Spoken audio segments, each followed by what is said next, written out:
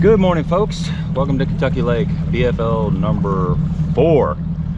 6 to 2:15 for us. We're just idling out of this little boat ramp area. Dean had the idea to come back here, and I've never launched here. I mean, I've fished in this area, but the water's always been pretty low, so I've never launched back here. But I heard there was like 60 to 70 boats today, and there's gonna be people running all over the lake. There's multiple tournaments going on, so we'll just have to see what we can get on, you know. And a lot of stuff's not going to be open, so it's going to be just kind of a merry-go-round out there. But we're going to fish a little bit deep, a little bit shallow. Just kind of mix it up, try to have a good day, get there and back safe. Supposed to be mid 80s today. They've shut the lake down to like 20,000, so they're not pulling near the current, but it is up to 350. It's almost 360, so you know, I guess that's good for something. But we're idling over to boat check. We are boat number, what are we, 33? 33. Boat number 33. I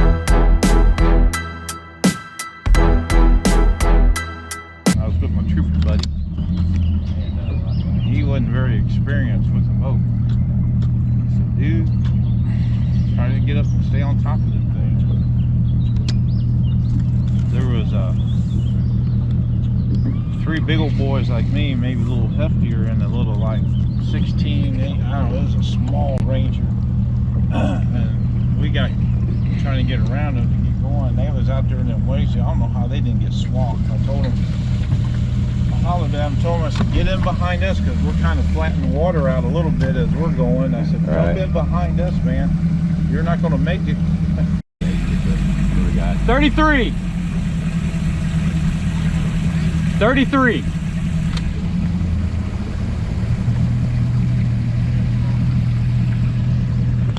Got it. Dean Danbeck and Gabe Montgomery. Got us? Gabe Montgomery, you got us? Yes, sir. All right, thanks.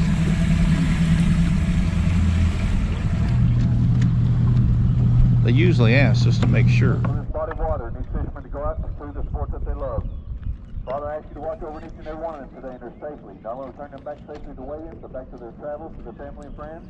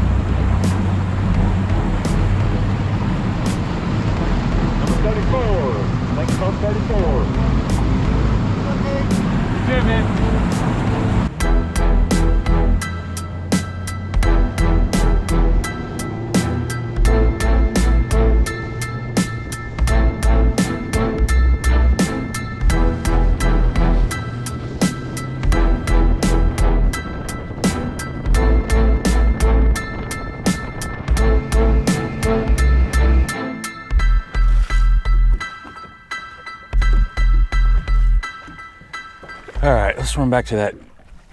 I felt like a bite. Never mind, we'll make a couple more casts real quick. Then we'll run back to that dock. So you're a truck driver, I guess? Box truck driver. Okay. And he said you was on the road for like 500 something miles. I'm like, geez. Yes, I'm home every night. Well, they send me out sometimes. I'll be out overnight. Yeah, I work. Start at 5:30, load the truck, and I'm in like 7 different states. Jeez. I work anywhere from 10 to 13, sometimes 14-hour days. Wow. How long you been doing that? He's a real nice guy. You know, we get it on. Say, hey, I want to go fish with you like a youngster. I'm just going to bass fish a little bit. But I want to take this youngster so he can try catching a muskie. And, it's like $125. He didn't charge me. It's just for a boy. And then you go out there and muskie fish, and then there he is. Yep.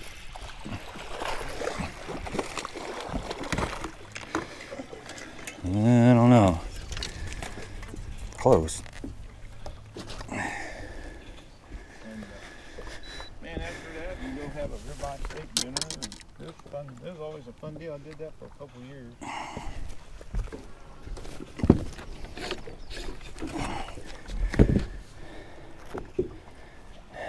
Yes. Oh, cool. 16-incher. Ain't much, but it's a start. It's a start. You gotta start somewhere. Let's start some points.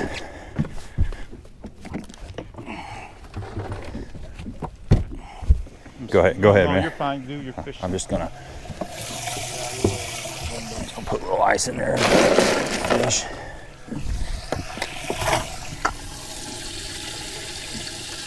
What is the water temperature? It is 78 degrees. I don't know why they kicked you guys down there. Well, once it gets above 70, it starts becoming a little bit of an issue. 78, but it'll get up to 80, 84, 85 by the end of the day. Like when I was down here, I was down here Wednesday, and it was 85 at the end of the day. That's, yeah, it'll jump 5 or 6 degrees today once that sun gets out really good. Net, little guy, yeah, getting some bites. Caught a fish. I'm happy. There you Ready to go. home. Nice. Caught a fish. All right, we got one in the boat. That feels good. It's not a big keeper, but it is a keeper, and you got to start somewhere. First thing in the morning, it feels good to just kind of calm your nerves to get something in that live well. That wasn't the spot I wanted to start on. There's a couple ledges on the way down from takeoff that I had, got a few bites on, saw some fish on, but there were people on those. And that's kind of the story of the day. It was like a merry-go-round out there. There were several times where I wanted to get on spots, and there were people already on those ledges. That's just kind of how it is in June on Kentucky Lake. You know, the fish are off the bank, and a lot of the obvious good-looking ledge stuff you just got to take your turn. You got to pull up when there's nobody there, and a lot of times you want to run to a ledge and there's somebody there. But we got one off that dock. That's a dock that I caught a keeper on in practice, and I saw other keepers hanging out around that dock. I actually had one suck an urchin bait off of my hook on that same dock, and I fished other docks in that little cove, but for some reason that was the only one that was holding any fish that I saw. And it kind of makes sense because it's not too far inside of that little cut, and there's a secondary channel right outside of there. It's got some brush on it, and you got a point right there.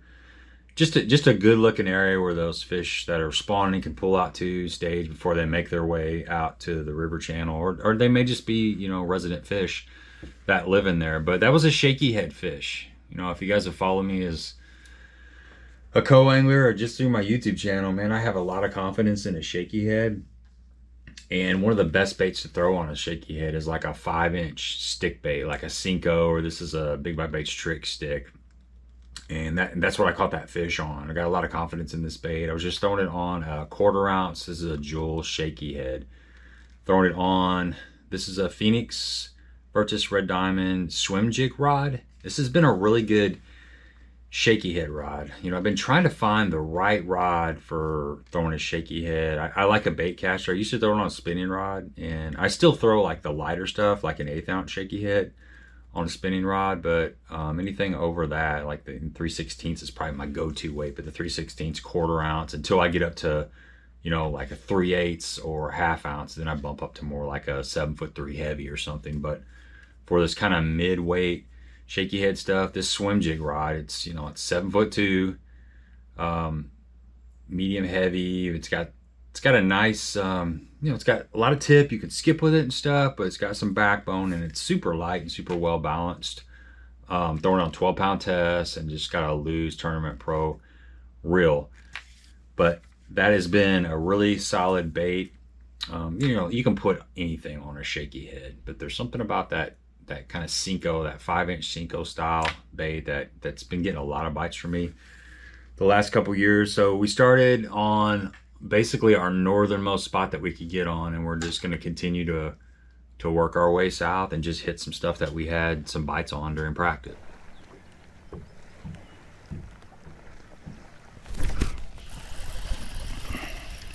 No, little one.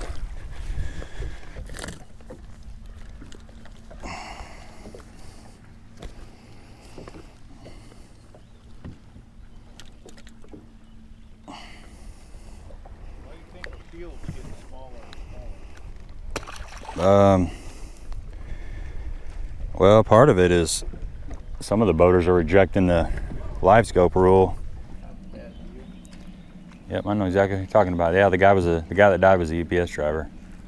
Really liked. The same tournament, some old boy brought in a 12-pounder bass. That was Chris Sarkis. He lives on my mail route. Yeah, it was a big old bug-eyed. Yeah, he's got that. He got a replica of that. He's got it. Oh, did he? Yeah, it's hanging on the wall in his house. I saw it right after he caught it. He caught it down in Blood River on a brush hog. The lake was up and he was flipping bushes. That's one of the reasons why I got one of those leashes on my boat. You know what that is? It goes around your lower unit. It's like a seat belt. So if you hit something, Oh, yeah, gotcha. because what happened was he hit that and the motor rolled up into the back of the boat and took his head off or crushed his head.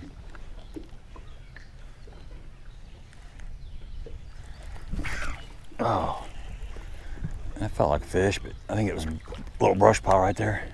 Probably swing in and hit this dock again on the way back. I know there's a lot of fish around it for sure. It makes sense because it's the first dock coming into this little cove. Good one. Little one. I got another one though. Like the same one I caught a while ago. It's bigger, I think. You're getting bigger. You get a lot of people catfish along in here. They just park and walk down. It's grown up now, but earlier in the year there's a pretty good trail right through here. Bite.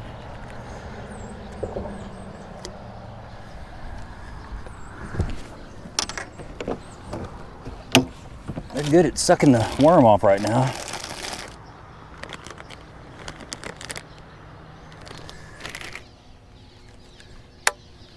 Good one? Nope, little one. Probably the one that bit me. Getting some bites. Need to be bigger.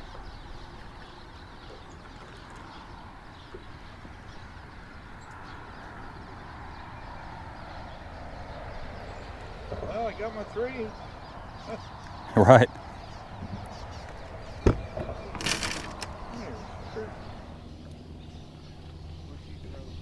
I'm just wherever. Go ahead. No, go throw wherever. You're fine.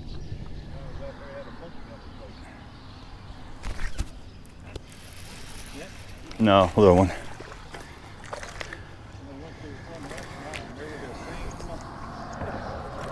It was a real monkey? Yeah, the real monkey. Huh. That's crazy. I don't like monkeys, man. They freak me out.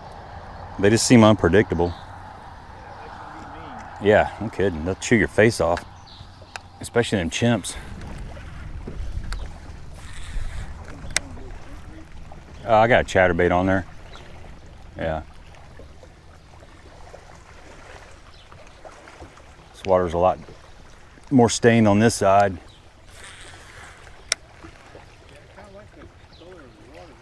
Yeah. Mm-hmm.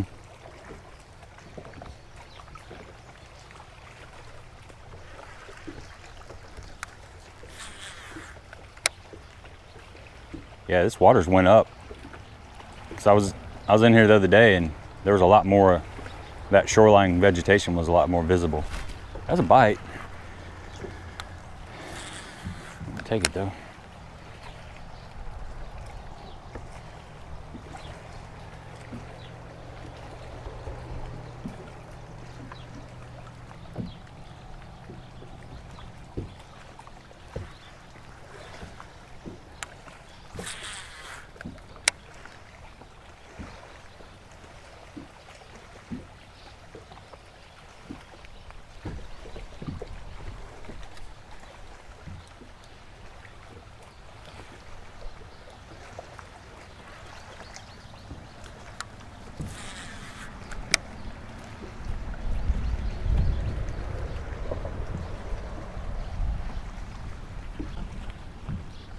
There he is. Not little guy. Yeah, I had a bite right there.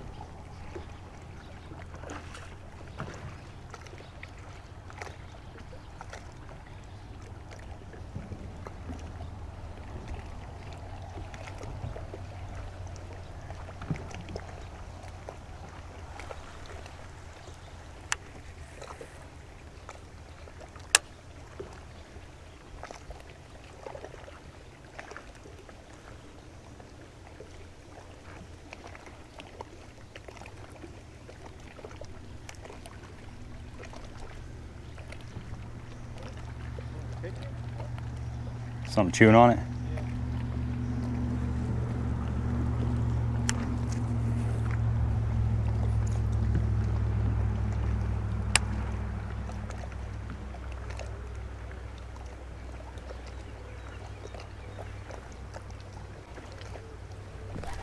There he is. Oh, damn it. That's a freaking keeper too.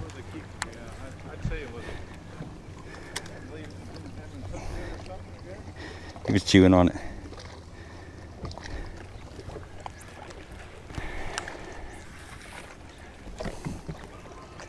God, man, that hurts. That hurts. You know, you're working hard to get another bite, and you get that bite. It happens quick. And I've swung so many fish. Usually, when that fish is coming to the boat, it's got momentum, and you just lift your rod, he just swings right over, lands in the boat. You know, ideally, theoretically that's how it's supposed to happen. But for some reason, that fish just popped right off. I kind of had a weird hook set. I was flipping that lay down, and I was pulling up against that lay down, and I felt a little bit of resistance, but it had some little kind of small twigs on it, you know, just little baby limbs. And I thought that I was kind of pulling one of those limbs, but it was a fish that was actually holding it. It was never a bite, and never really felt like a thump or a tick or anything. It was just that heavy pressure, and that's kind of how those fish were biting today. They were just kind of holding stuff. They weren't even really moving off with it. But that pressure, it's almost like a grass bite, you know, when you're flipping and pitching in grass and stuff, and it just kind of gets heavy. But I felt that resistance, and I kind of got a halfway decent hook set, and I knew Dean wasn't going to be able to get off the back deck and get the net in time, so I had to make a decision. You know, the fish was coming, and I chose to swing it. Fish came off, so that should have been my second keeper. You know, it was a 2.5-ish pounder, maybe a little bit more, but you know, decent fish. That would have been my second fish, and I don't really know that I did anything wrong.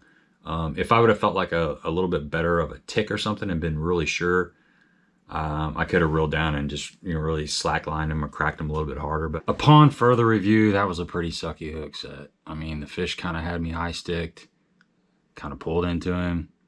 It is what it is. You can hammer me in the comments section. I was throwing this is the Yamamoto. No, actually, this is the Big Bite bait. It's their Fighting Crawl.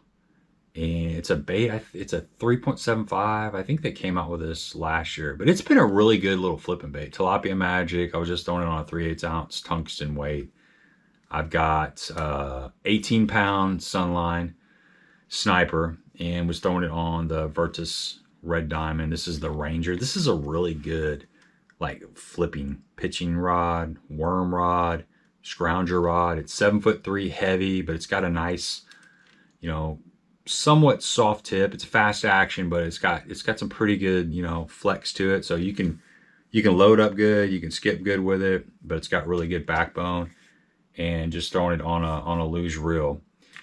But man, it's disappointing that you work really hard to get that bite and it comes off. But you got to shake it off. You got to keep going. So, you know, that was basically the third stop of the morning.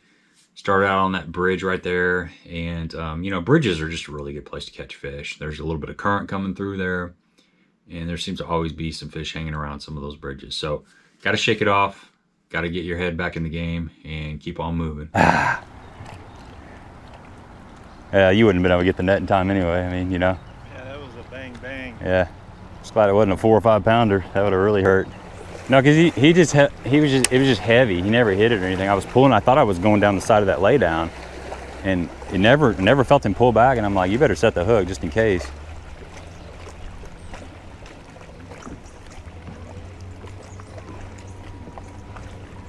That's how that chatterbait fish was too. He didn't really hit it. It felt like I was dragging the bottom, and he was just holding on to it. So they're not really smashing anything right now. We're gonna go across. Yeah.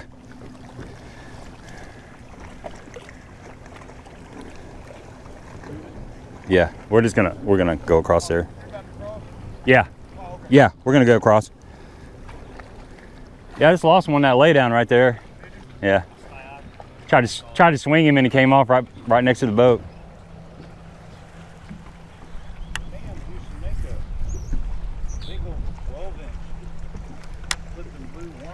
Yeah, jelly worm.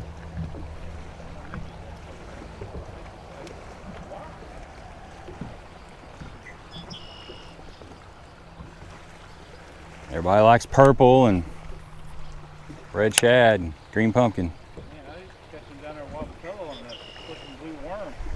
Huh. Don't make it anymore. And another good color is green pumpkin short truce. Yeah. I think it is. It's got the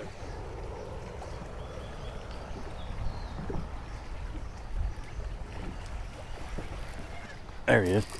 Yep. No, little one. And we're catching some fish, but ain't the right size yet. what's that Randy Rocket in it? Nah. I don't like him. I don't know what to think about it. I don't like him. Not because of what he says about live scope, I just don't like the way he does it. Oh, he's a nice guy. I've had him on our live stream before. What? He's a nice guy. I've had him on our live stream before. Oh, yeah? Yeah, but some of that he just does to get clicks, and I think I don't know, just created a lot of drama. Oh, Clun? Huh? Rick Clun? Yeah. Rick Clun got out there. Yeah. The bad thing about that is it creates a lot of negativity, and it's oh my God, come on. The upper one? Yeah, he's come up on it twice. It's a big one too, and he knows what he's doing too.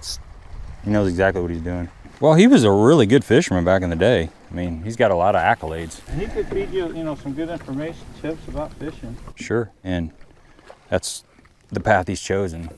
That's, to each his own, I guess, but. I don't know, we're just guessing. The live scope, what really is going to hurt is the weekend angler getting it and catching all them fish and taking them home and eating them. Oh yeah, especially crappie. Yeah, even crappie, man. It's mainly crappie. Not that many people eat bass. They eat crappie though. And they're targeting really big crappie too. You can just target bigger crappie. There's another guy I like watching. He's old school guy. I can't think of his name. He's down in southern Missouri near Arkansas. He starts out like, hey, how's everybody doing? Oh, that's Chris Johnson, right? Yeah, I think that's Chris is an awesome guy. He's got an old flasher on his boat. He's got a really old Ranger, has no technology, but he's not complaining about what everybody else is doing just because he doesn't like it. He just goes and fishes and has a good time. He's a great dude. I've had him on a live stream. He's a genuine guy. Yeah, I kind of like him. Yeah. And his channel's grown really fast because people like just hearing somebody not whine and complain about stuff and just going and doing their own thing and having fun. Yeah, he's a really good dude.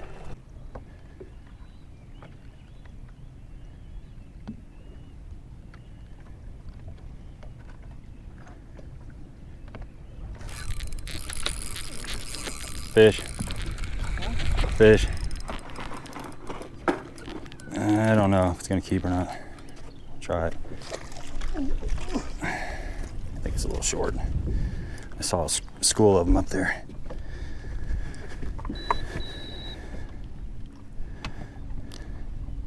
Cast straight out towards that buoy when you get your stuff ready. I think he's gonna be short, but Check him. yeah, I'm gonna check him real quick. Just trying to get off of that. That wind keeps pushing us on there. They're up there shallow. I mean, that fish was in like 7 feet.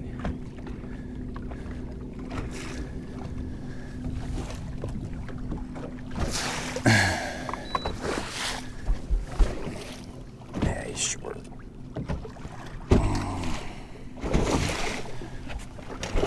14 and a half. It's all right. Just found a little wad of them right there. Making it hard on us.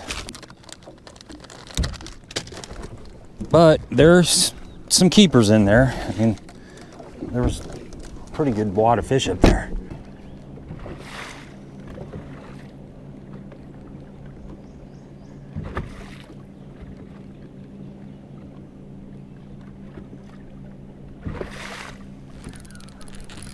Fish. I don't know what it is, but oh, it's a giant smallmouth. Easy. Take your time, easy. He ain't going nowhere. Okay. Play out.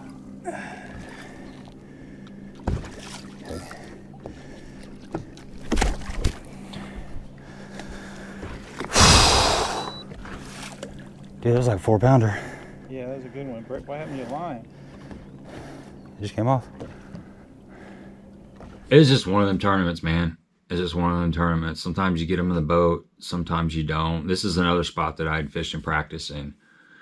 A lot of fish in this area, a lot of keepers in this area. And, you know, I was looking, something I've been learning is that those big smallmouth, they'll hang out with carp.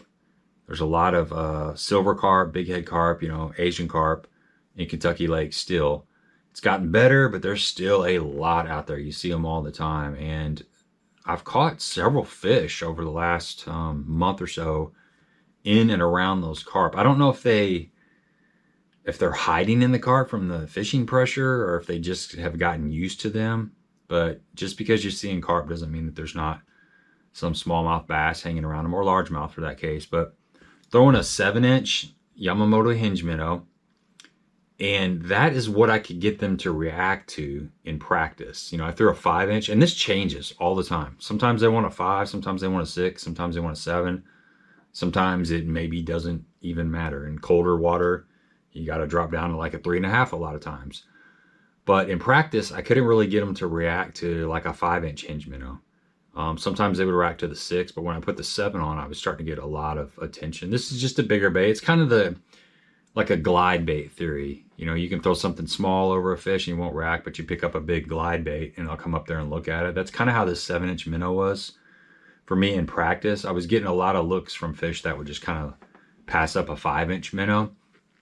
And I actually thought when I threw out there, I was in my scope period. We get a 3-hour scope period. And there was a bunch of carp and some catfish mixed in that area. And I threw up in there. You know, I saw some what I thought were bass hanging out in that area. So I threw this hinge minnow up there. And when that fish loaded up, I thought it was catfish. Because you catch a lot of catfish on a minnow. It's just part of it. Catch a lot of drum, but you catch even more catfish. And when it loaded up, I thought it was probably a catfish. And it didn't really shake. And all of a sudden it jumped. And I'm like, oh, it's a big smallmouth. And I'm fighting it. I'm keeping pressure on it. You know, Dean's down there with the net. And it gets right up to the boat. And it's just digging. It's just digging. You know, I'm trying to take it easy. I got everything. I feel like I got everything set up fine. Fighting it. And then all of a sudden, it's just slack. And it's gone.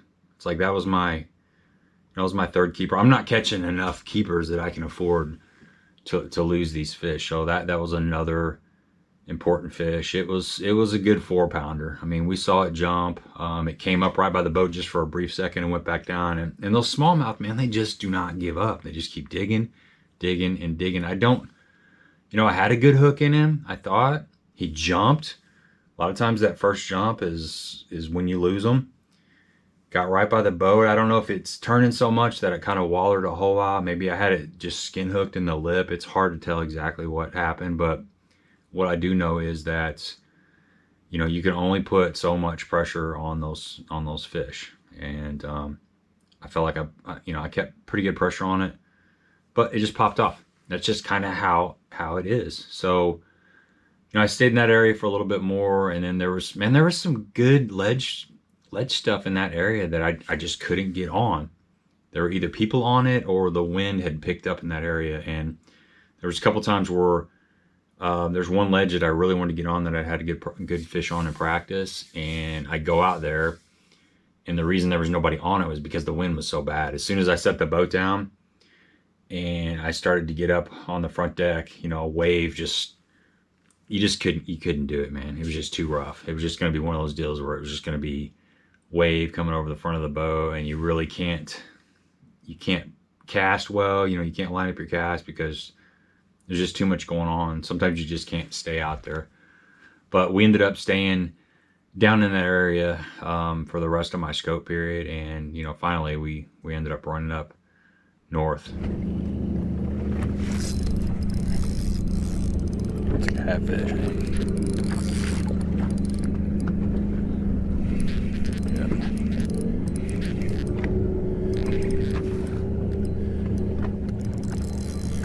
It's a catfish.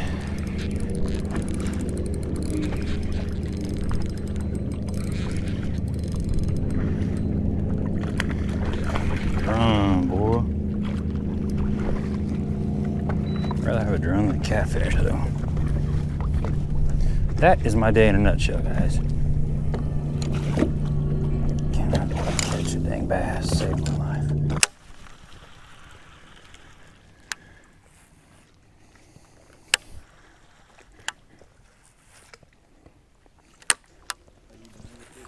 Yeah, go ahead. Thanks.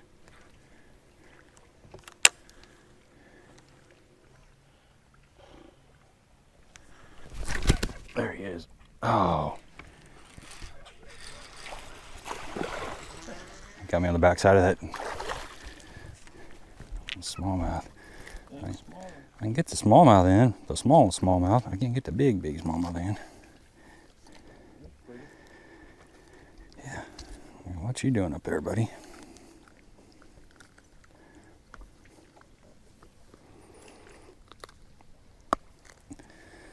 Man, that sucker's, look how tall that fish is. Hey, man, kind of bowed up. Yeah. Pretty fish. Well, the thing with fishing, man, there's no right or wrong way. There's ways that are better sometimes, but you can't say this is the only way. Most people use braid nowadays, and it's fine if you don't. But by saying that, like all the professionals and the best in the world that are using braid, he's trying to say that they don't know what they're talking about. I understand with me, I'm for it.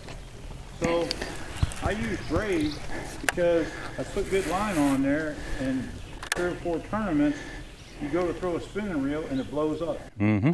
That's why I don't use them. That's what I eat. You're screwed. So I'm like, I'm putting braid on there and putting a leader to save money. And everybody knows that, because that's not even an argument. Braid is way better as far as for the reason you just said. I mean, I started out, I didn't have braid forever, and then when I started using it, I'm like, you don't get the wind knots, and it lasts forever. Right. I mean, hell, you can fish 2 or 3 years with this spool line, spool of braid, you know. Doesn't get the memory. Getting a little hot out here, ain't it? Well, it just seems like it's getting tough. Yeah, oh yeah, it's definitely, this is a tough time of the day. I don't expect I'll catch anything on this spinner. Yeah. Give it a go. Only takes one bass that's blind in one eye. And stupid. You may like it. Yep, that's the ones I like, the stupid blind ones.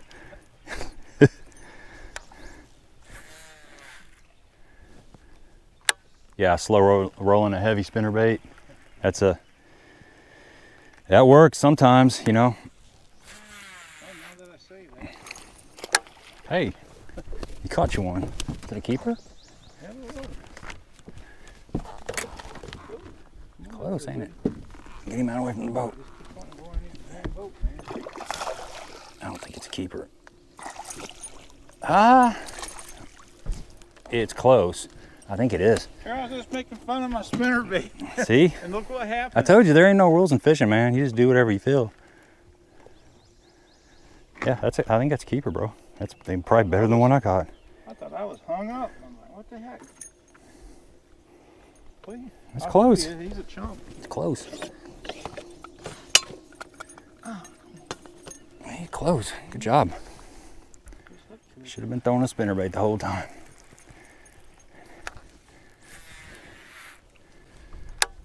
I don't know. I think he's long enough. He's gonna be right there. You got a rolling pin?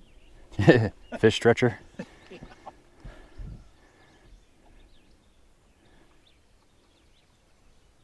Oh yeah. Yeah, all day long. Okay, I'm done fishing. I'm just gonna sit here and net your fish. Good job, brother.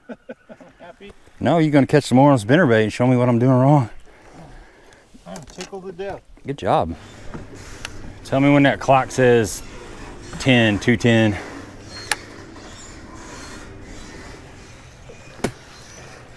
Last cast.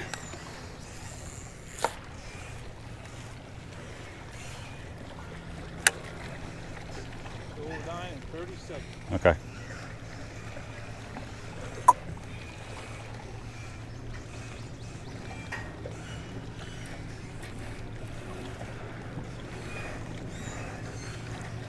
Till 9 and 45 seconds.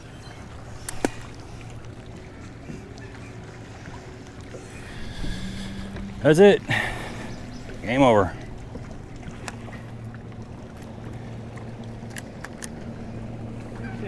Okay.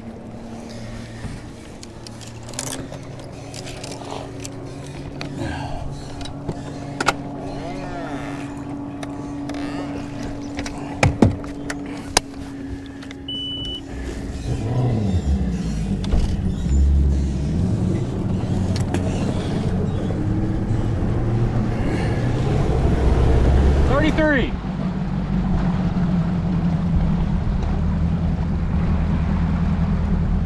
Oh, a little short. You get it? Sorry, brother. My arms wore out from casting.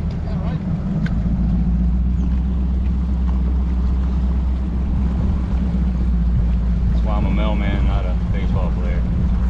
That's good, thanks. All right, folks, that's it. Man, had my opportunities. Had my opportunities. I'm not gonna complain about it. This is what it is. I mean, we each got one fish. I got a little line burner, probably weigh 1.5 pounds. He's got about the same, but I don't know. It is what it is. Just live and learn, you know. Jumped off that really good smallmouth. I'm gonna have to chew on that all the way home. But we didn't zero. Had fun. Still learning. It's a process. Gabe, I got one little one, man. I squeaked out 3 little shits. Yeah. 2 of them came from the outboard. I was just looking at his graph. He just had the regular graph up. I'm looking at it, I'm like, that's a fish. Dropped a shaky head there. Really? I caught like 8 fish right next to the motor. Dang, crazy. No weight to 514 for 3, and they're post spawners. I wonder if you were fishing. I couldn't see the pairings last night. The website wasn't working. Yeah, their app's been messed up for a while. Usually it's like an hour after the meeting to see the pairings. It didn't show nothing until 2 o'clock this morning, 3 o'clock. Too worried about this fish gets back in the water anyway, much. Gotta make sure we keep track of whose is whose. They're both the same size. Dinky dink. Yours might actually, I think yours is actually bigger.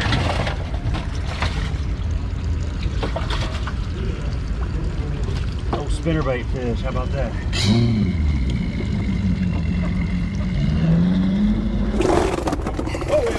He almost came out, huh? That wouldn't have hurt too bad. I almost threw him back anyway, but. Hey, you gonna be here for just a second? Yeah. Watch my boat so it don't float off. Sure it won't float I ain't got no power poles. Last time at Paris, it actually took off. Yeah, I had to jump in somebody else's boat. So, man, no, I got one little squeaker, man. How'd you do? At 10, 11. Nice. Yeah, I had couldn't keep them pinned, man. It was one of them days, man. Love it. Boat flipped another one and it came off mid-air, so.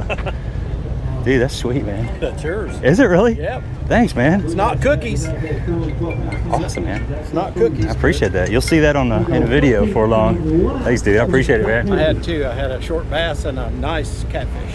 Nice catfish. Yeah, them catfish are biting right now. Yeah. You get around any kind of stump or something? Hardest hit I had all day. I was like, hell yeah, I got this catfish. Thanks, man. I appreciate it. All right, Gator. That's badass. Best part of my day right there. Somebody gave me a Bigfoot hat. I got one little baby. Next up out of Jackson, Missouri, on the boater side, let's go ahead for one, Mr. Robert Wade. Robert, you know how many tournaments you fished with us?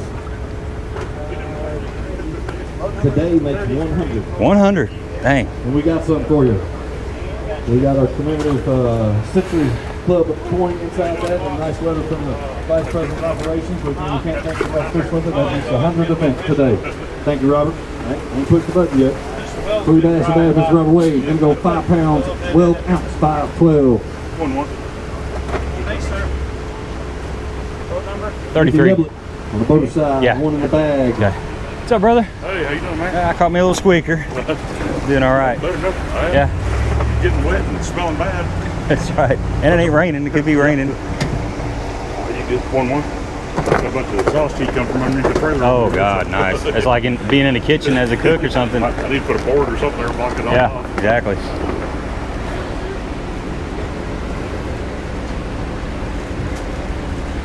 Next up, Dean Danback, right there from Dean, at Barnhart, Missouri. Getting on board with 1 bass today. That bass gonna weigh 1 pound, 15 ounce, 115 for you, Dean.